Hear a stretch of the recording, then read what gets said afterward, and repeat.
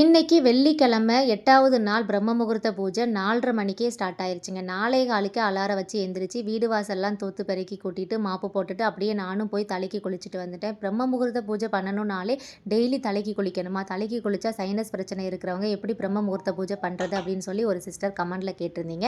பிரம்ம முகூர்த்த பூஜை பண்ணணும் அப்படின்னு சொன்னால் டெய்லி தலைக்கு குளிக்கணும் அப்படிங்கிற அவசியம்லாம் கிடையாதுங்க. நம்ம சுத்தபத்தமாக கை கால் கழுவிட்டு முகம்லாம் கழுவிட்டு நம்ம பூஜை வந்து மனசார பண்ணினாலே போதுமானது.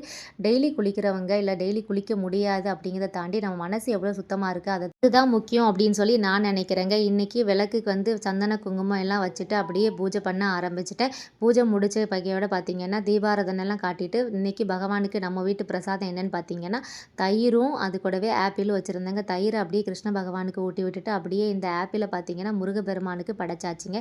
வாழ்க்கையில் 1008 தேவையில்லாத செலவுகளெல்லாம் குறைச்சி நல்ல செலவான பூஜை பொருட்கள் நிறைய வாங்க ஆரம்பிச்சிட்டேன். இதுதான் 8வது நாள் மகிமை.